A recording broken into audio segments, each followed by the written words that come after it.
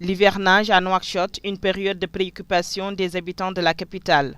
Nouakchott devient comme chaque année une ville complètement paralysée, plus d'activités, les routes deviennent impraticables, les marchés inaccessibles, les eaux stagnantes entourent les maisons, surtout dans les quartiers périphériques. Situation qui engendre une insalubrité inégalable, provoquant des pathologies souvent mortelles.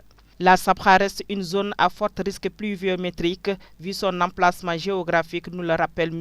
Aboubakar Soumaré, maire de Sabra. Une région qui est facilement inondable.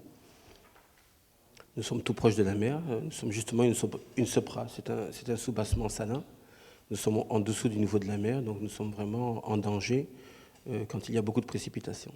Donc c'est un point qui est important. Cependant, pour éviter cette triste réalité dans la capitale, particulièrement dans la zone Sabra qu'il administre, le maire a donc pris des mesures afin de minimiser les conséquences de la pluie cette année. Nous avons déjà pris contact avec l'ONAS.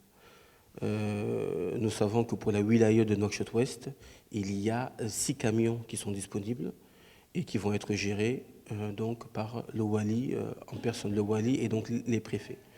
Donc nous allons travailler avec le Wali et également avec nos préfets pour nous assurer qu'au moment où on en aura besoin, les camions pourront être disponibles pour venir alléger les populations et pour évacuer les eaux.